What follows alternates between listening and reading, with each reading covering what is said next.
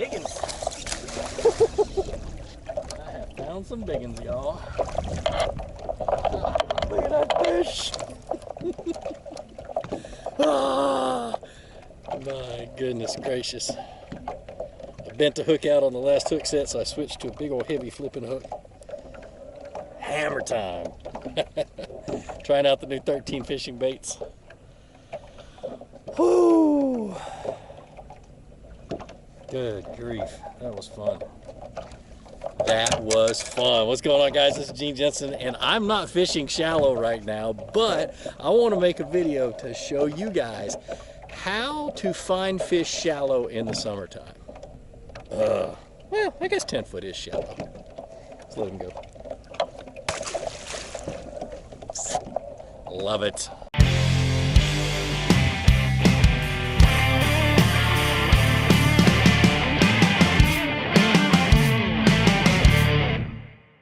Alright, so with this video, I don't care if you have a boat, a kayak, you're sitting on the bank, or anything else. This video is going to help you to find fish in the summertime.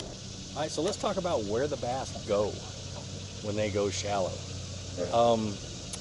As the water temperature warms up, specifically here in the south, it'll lose its ability to hold dissolved oxygen. Gets up into the 80s, into the low 90s here in the south, and it can really be tough for the fish to survive if they don't have something producing oxygen. And so grass, you got good green grass, shallow, that grass will produce oxygen.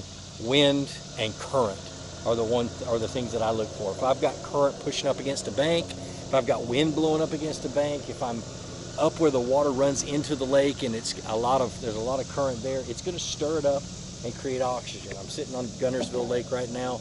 The Tennessee River's usually always flowing, and so you can get some pretty good oxygen, dissolved oxygen in the water. But there are other lakes, like my home lake, Rocky Mountain PFA, that has zero current, and so it stratifies. You get that thermocline, and the bass, most of the bass move deep, but some of them will stay shallow. There's no grass, there's no reason to keep them shallow except for wind, and when that wind picks up, they move shallow. But for the most part, they stay deep. Now, where do they go? They go into thick cover. They go into the shade. Shade and oxygen. You find an oxygen-rich area, you start looking for, especially on sunny days. I love to fish middle of the day in the summertime. Hot as blue blazes, but man, it is it could be absolutely dynamite. These fish are going to get into the darkest, shadiest part of any kind of cover they can get into. Laydowns, they'll be up underneath the trunk of the tree.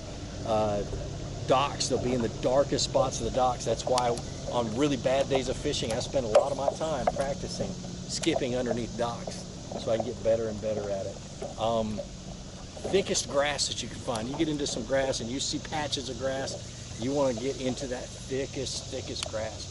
Right now, my conditions are cloudy, overcast skies. These fish are shallow, but they're scattered. So I'm actually having to make a lot more casts to a lot more targets, and hope that I can draw one to bite. But if it was sunny, I'd be pitching way up underneath these docks, and I'd be really working them good and hitting all the shady spots. All right, so when I get to a lake, any lake, whether it's a big lake or even a little small pond, and I want to fish, and I want to fish shallow, and I want to catch fish shallow, what do? I locate the deepest water. That's right. Seriously, I find the deepest water in the pond. I find the deepest water in the area of the large lake that I'm fishing in. I look for the deepest water. Right now, I'm sitting in 4 feet of water right now around docks. But these docks are literally 20 feet from the river channel, from the deepest water in the area. Small ponds, I look for the dam. Where is, especially man-made lakes, man-made ponds, I look for the dam, and then I fish the shallow water that's around that dam or around the deepest part of the lake. Why? Because the fish are going to be shallow until something happens. Bad weather, something threatens their life, whatever, the water starts to fall. They want to be as close to that deep water as they can, because that's their safety net.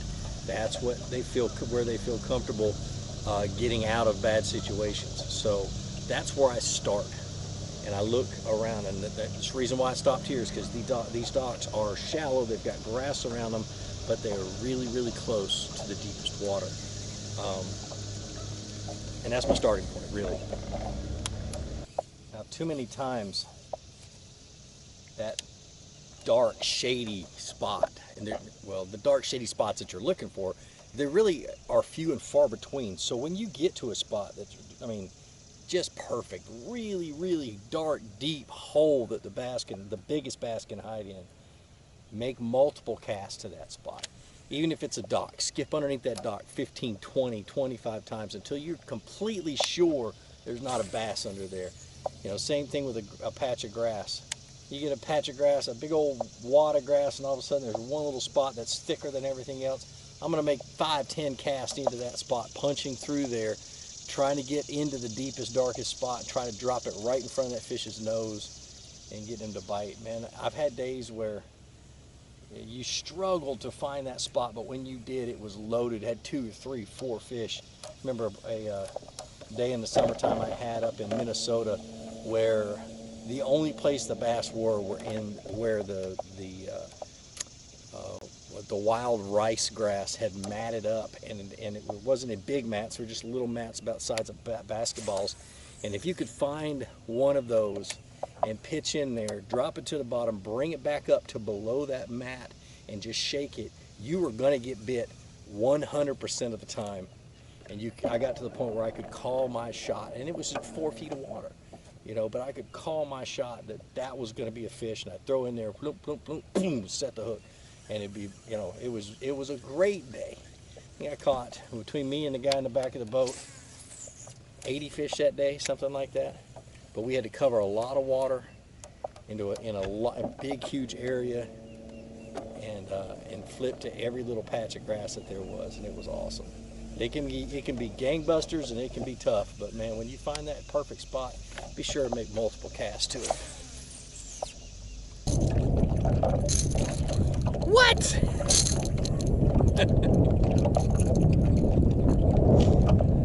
Oh no.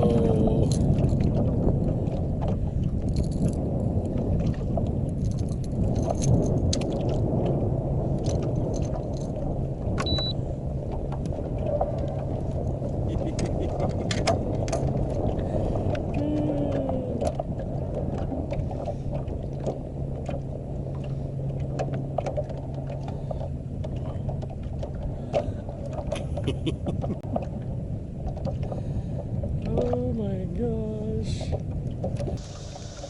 Alright, so then once I've located the deeper water, I kind of work my way around the shallows, and I work away from that, and I try to hit every piece of thick, shady cover as I can get. Some bait fish right here just skipping like crazy.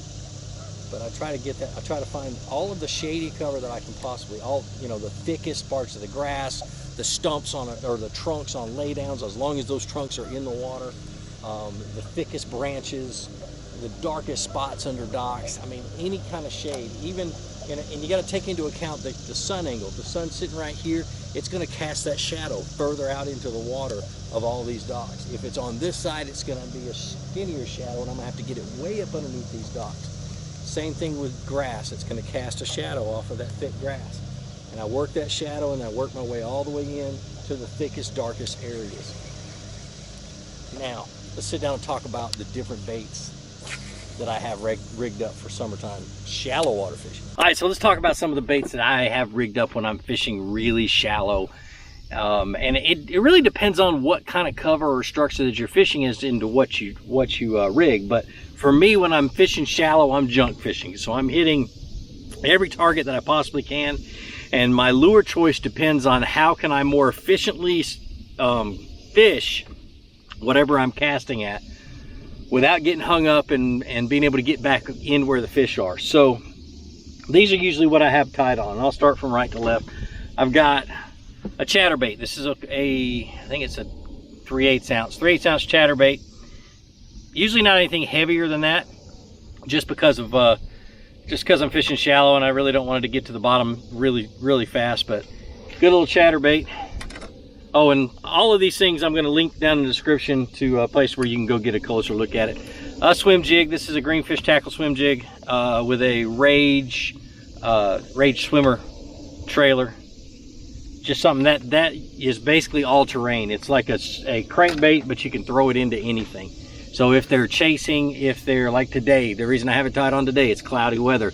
They're going to be scattered. They're likely to be chasing. So if I'm going to throw up shallow into thicker cover, that'll come through it a whole lot easier. You just have to mention a frog. I mean, shallow, thick cover. I don't care if it's laydowns. I don't care if it's matted grass, freaking lily pads or whatever. A frog is something I'm going to throw at them. You can skip this frog up underneath docks. You can throw it just about anywhere, and it's going to come through just about anything. This just happens to be the new 13 fishing frog. It's the first day I've fished it. I don't have an opinion on it yet. I do know that it doesn't take on air, or doesn't take on water, but other than that, and it walks really, really easy. Other than that, I don't know much about it. I'm still trying to learn it, but anyway, a topwater frog tied on. Now, probably my bread and butter is a Texas rig. This is a 3/8, either 3/8 to a 1/2 ounce Texas rig. This is a joystick that I have got tied on, but the soft plastics are all, that's about all I use 80-90% of the time, especially when they're sitting in specific spots. I got my line all wrapped up. That's the reason why I'm pausing. But they're sitting underneath docks, they're in thick cover and stuff like that. I'm going to try to pinpoint cast a Texas rig into them, and I get pretty specific on the kind of worms that I throw. We're going to go. So the first thing is some type of a swimming worm. This is a Zoom speed worm. If I can find it. Oh, the joystick.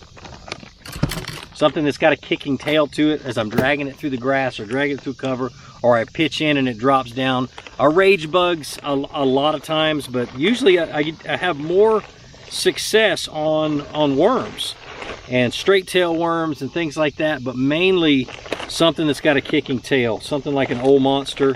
Now, if I'm not swimming it through anything, if I'm just pitching it straight into cover and letting it sit on the bottom or let the current take it, I'm going to throw a ribbon tail worm like an old monster or mag 2 or the big squirm, something like that. So, but and then last but not least, if I'm covering a lot of water and they're super shallow and they're very, very aggressive, I'm gonna throw a fluke.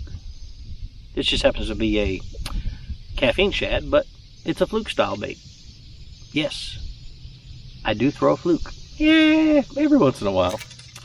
Maybe a jig, maybe something else like that if I'm skipping docks. But I usually skip docks with a Texas rig, and then a Senko if they are underneath docks. And the reason I don't fish a Senko very often is it takes so long to fish it per cast. And so once I've determined that they are in the deepest, darkest spots of something that I've got to skip way up underneath, I'm going to grab a medium action spinning rod with braided line. I'm going to tie a Senko directly to that braided line, and I'm going to skip it underneath docks. It's so easy to skip a Senko on a spinning rod, and I use braided line, so if the fish wraps me around a pole or something like that, I'm less likely going to break off. So anyway, those are the baits. Like I said, make sure that you fish whatever's the most efficient and what you have confidence in fishing that specific spot or that type of cover. But I'm telling you, the bass get shallow. Something I've never done before is I've never done a likes challenge. I tell you what, if I can get 2,000 likes on this video, I'm going to do a giveaway. And I don't know what I'm going to give away yet, but it's going to be an awesome giveaway. So 2,000 likes, hit the thumbs up, guys. If you haven't subscribed, be sure to subscribe. Well, like I always say, be sure to introduce somebody to fishing. Introduce them to my channel. Let me help you teach them how to fish. More importantly, get out on the water. Go out and catch some fish and have a great day. We'll see you.